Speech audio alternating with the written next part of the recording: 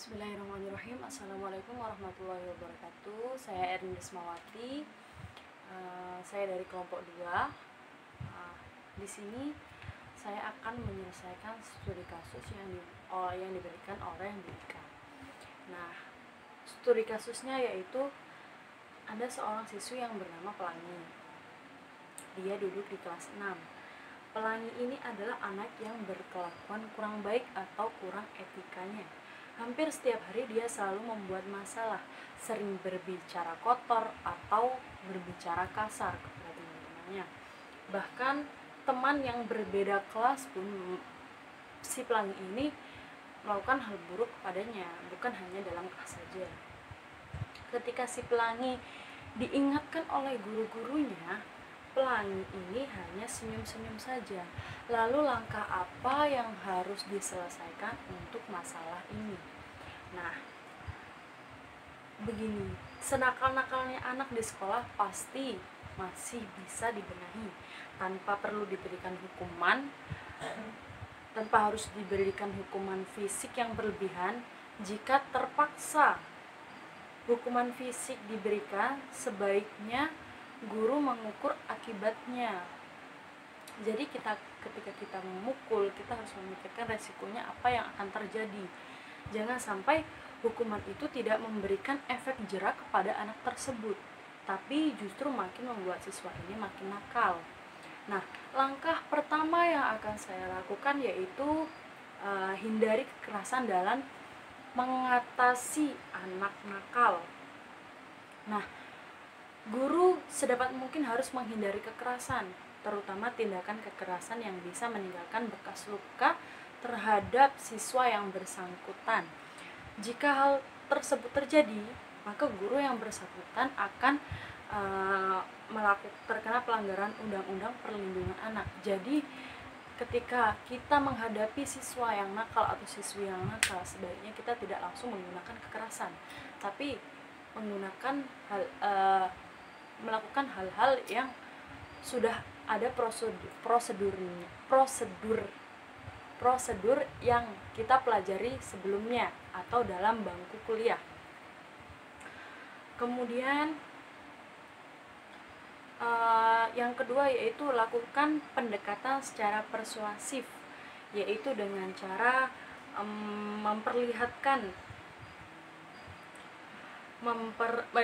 memperhatikan atau memberikan sebuah perhatian khusus kepada anak yang bersangkutan. Namun, perhatian yang kita berikan tidak tampak berlebihan kepada siswa lain, sehingga tidak menyebabkan kecemburuan sosial terhadap siswa kita atau siswa yang lain.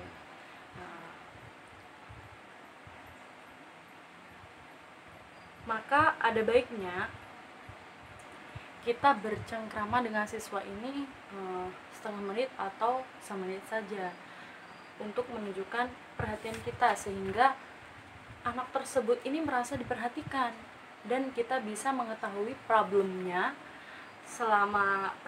dan menemukan solusi untuknya. Lalu setelah kita melakukan itu, gali penyebab kenakalannya itu apa?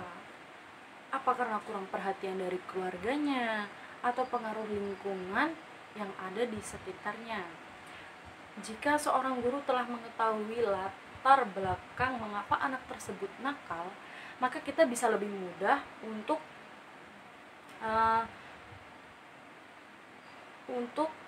membantu dalam mengatasi kenakalannya. Kemudian yang ketiga yaitu mengetahui penyebab kenakalannya. Nah, kita sebagai guru yang baik, kita tidak bisa langsung memberikan hukuman terhadap anak tersebut, karena anak-anak ini umumnya merupakan pribadi yang masih polos sekali dan belum mengetahui apa arti nakal sebenarnya. Misalnya begini,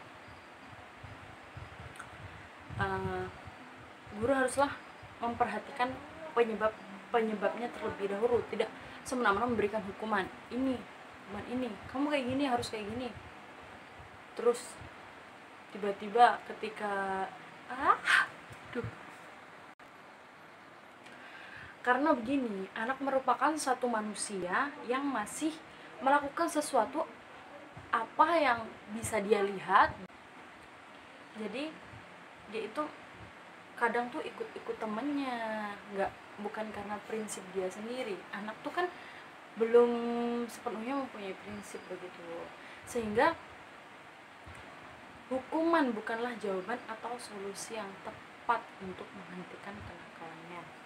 Kemudian langkah selanjutnya yaitu ketahui permasalahannya. Nah, anak itu merupakan manusia yang paling peka dengan sesuatu. Dalam hal ini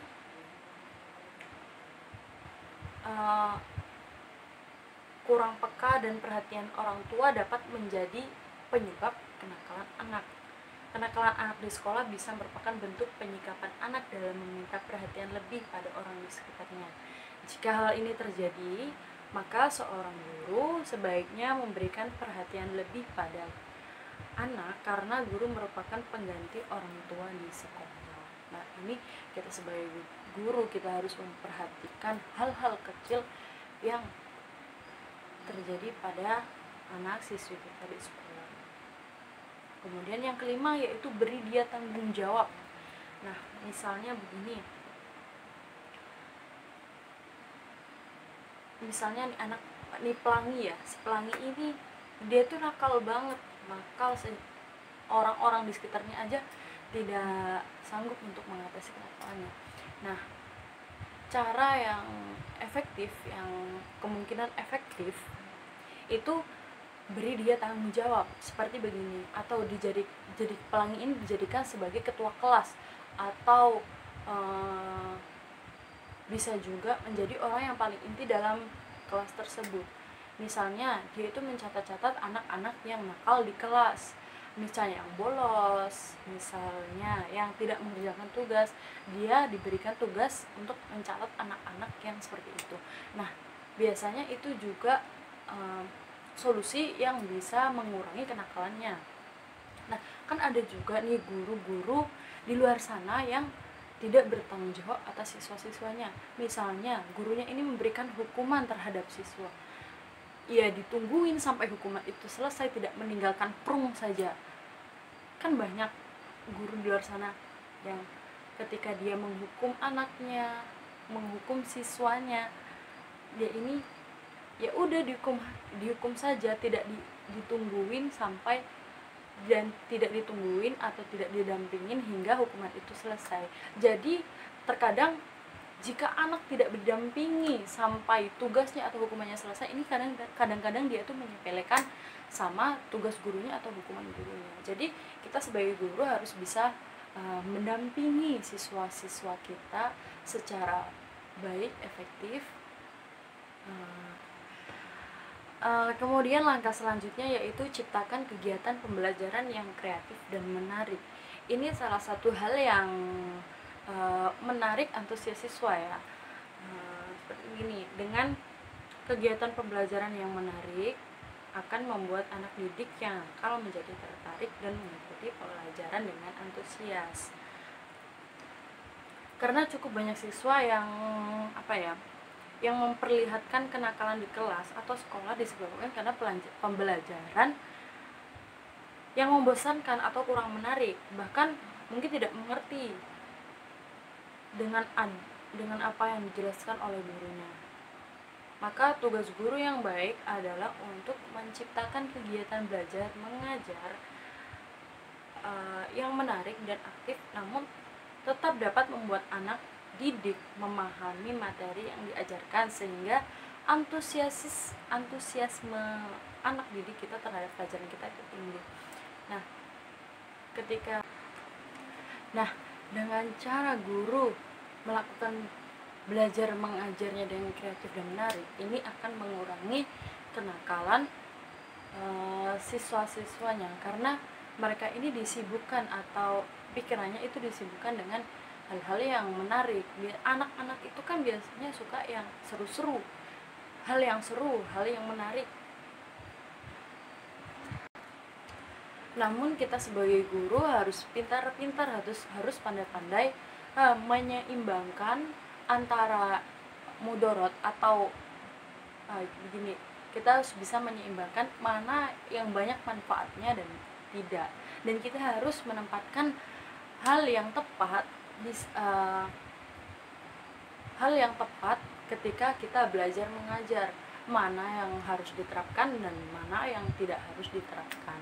Nah, jika hal tersebut tidak bisa menangani kenakalan seperti hal yang dialami oleh pelangi ini, jalan satu-satunya yaitu kita panggil orang tuanya di sekolah dan diklarifikasi setepat mungkin supaya anak ini bisa kembali seperti semula dan seperti teman-temannya yang senang belajar, bermain tanpa bermain dan belajar, begitu, tidak hanya bermain saja di sekolah. Jika itu tidak bisa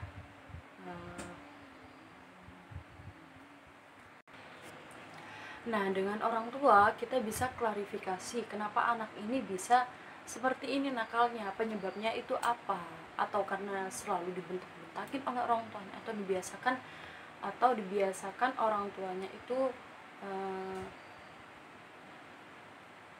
membiarkan anaknya seperti itu. Jika orang tuanya tidak ada, maka kita biasanya cari jalan pintas dengan memanggil saudara dekatnya. Nah, dengan begitu antara guru dan siswa ini kan saling keterbukaan, atau dengan keluarga dan guru serta siswa ini bisa saling keterbukaan. Gimana solusi yang pas untuk mengatasi si pelangi ini?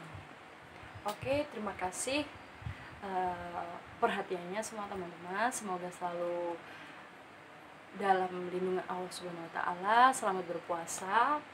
Saya Ernis Mawati pamit undur diri. Mohon maaf atas segala kekurangan yang telah saya sampaikan. Mungkin dari teman-teman semua perspektifnya masing-masing, pemikirannya masing-masing, penanganannya masing-masing. Jadi itu pemikiran saya menggunakan teori yang sudah ada. Nah, terima kasih, saya pamit undur diri. Wabillahi taufiq wal hidayah. Wassalamualaikum warahmatullahi wabarakatuh.